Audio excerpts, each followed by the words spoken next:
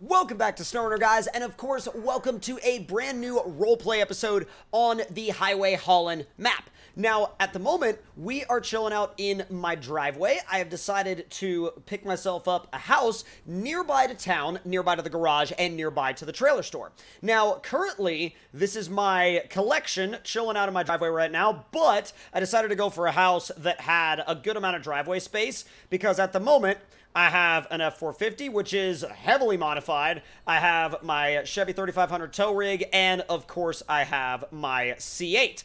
Now, the C8 is completely stock, and the most interesting thing to me about this right now is the fact that both of my trucks are faster than my car. And I'm not really fully okay with that.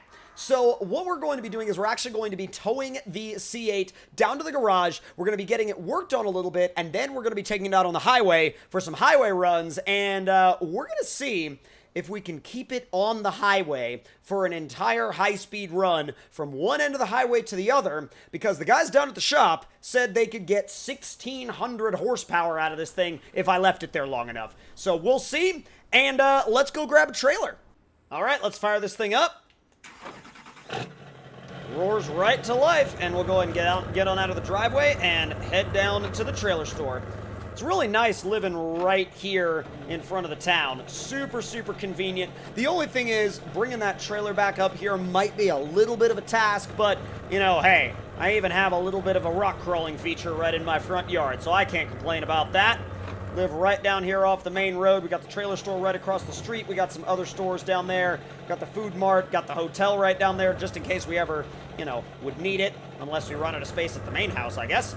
But got the garage right there down the road, and we actually live pretty dang close to the highway as well, so let's head on into the trailer store, and I'm going to probably pick up my shorter gooseneck for this. We really only need to haul one car, and so it's still a little bit over the top for just one car, but the loading is definitely going to be easier with the shorter gooseneck, so let's go ahead and turn ourselves around, and we'll back in. We'll back in, and we'll pick up our trailer. Let's go ahead and get this thing stopped real quick. And let's see, that one should be exactly what we want, just in a slightly shorter setup. There we go. Yep, that is exactly what we want. Now we're going to go ahead and head back up, and we will back this thing up the driveway. That's the only thing I'm not too big of a fan of with my current house, is that the driveway doesn't really have space at the top to turn a trailer around on. Maybe eventually later on down the line, we'll get ourselves a farmhouse, and we'll be able to have a barn and have all the space in the world. But for now, this will definitely do. But, you know, backing the trailer up that driveway, if that's the worst thing you got to deal with, it's not too bad. All right. Go ahead and get ourselves lined up. And I gotta admit, this is my first time backing a trailer up this driveway, so I'm really hoping that we don't mess it up. We're already starting to mess it up a little bit, but I can replant that grass. So I'm gonna try to be as careful as I possibly can here. Easy. If I go too far that way, I'm gonna be in big trouble. All right, I'm gonna move forward just a hair. And then I'm going to put it back in reverse, and I'm going to go ahead and really try to swing that trailer up the hill. I could have done this so much better, but you know what? Again, first time backing this trailer up this driveway, so there's always room for improvement. Oh boy, there's always room for a lot of improvement. Didn't need that shrub. It's all good. Didn't need that one either. Come on. Get you backed up the hill. Easy. We're good now.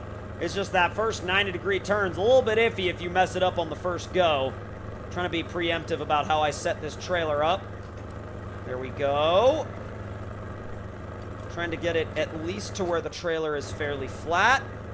But we also have to have enough room to swing it back the other way, so I may have had a bit of an oopsie there. Yep, just a little bit.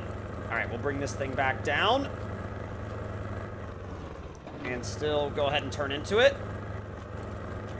Get it backed right up. And that should be fairly close. Fairly. All right. So let's go ahead and throw those ramps down. Should be far enough. Okay, so we might need to back the... Yep. So we might actually need to back the C8 up just a little bit. Because, like I said before, it is pretty low. And luckily we've got a front lift system installed That way we can kind of get up some slightly more intense angles, but let's go ahead and back this guy up just a little bit more so we can get those ramps on a little bit more of a suitable angle. Easy. All right. It's about as good as we're going to get, and I don't know if it's going to be good enough. Yeah, that's about as good as we're going to get. Like I said, I don't know if my lift will go that high, but let's find out. Forget about that shrub. We didn't need it anyway. I guess it's going to pay a visit to the paint shop while it's getting those turbos fitted, huh? Looks like it's going to be enough. So we'll get you up onto the trailer. And she's good to go. Just get her a little bit further forward. Luckily, we don't have to go all that far. We'll get it backed up just a little bit, because it is just a tiny bit further forward than I would personally prefer it. But let's grab the dually once again. We'll go ahead and strap it down and bring the ramps back up. And now we're going to nice and easy head down the hill, back out of the driveway, and drop this thing off at the garage, and we'll get those turbos fitted. Like I said before, they claimed that we would be able to end up with about 1,600 horsepower when all was said and done. So really, at the end of the day, we're going to have to take that 1,600 horsepower and see if we can make it from one end of the highway to the other without, without saying a very, very, very personal greeting to some guardrails. Now, let's see. We'll probably end up going in the side entrance. That seems to be a little bit more long trailer friendly. And then, yeah, easy. So just make sure to swing a little bit wide and avoid the ditch. Oh, very easy. And we'll go ahead and make our way around to the front and get this thing unloaded. There we go. All right. Nice and easy. So good to go there.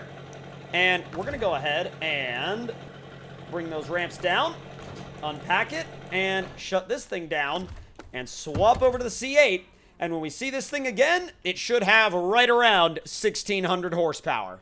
Well, boys, some time has passed, and yesterday the shop actually gave me a call to let me know that the car build was done, and they've pulled it outside for us, and we're going to go ahead and head down there, check it out, and then, of course, take it for a rip and see what that 1,600 horsepower feels like on a proper highway. And once again, let's hope we don't hug a couple guardrails. I would really prefer to not do that. But we're going to go ahead and roll right out of the driveway right now and get on down there as quick as we can and see what they have prepped for us. Now, I didn't change out the paint or anything like that, but I did ask them to put a basically a faster transmission in it with a couple more gears and basically everything that would allow that car to go as much faster as humanly possible. So, let's go ahead and make the left real quick. We're going to park on the side of the garage, and it looks like I can see it right there. Yeah, I can see it right there parked outside. And I remember what it drove like when it was factory, but let's see what it drives like now. Let's go ahead and park this guy right next to it, pull it back in. And we are good to go. And now, we're going to go ahead and get into the C8, fire it up for the first time on the new build, and take it to the highway and see what it does. It sounds good. Doesn't sound all that different from before, but it does sound really, really good.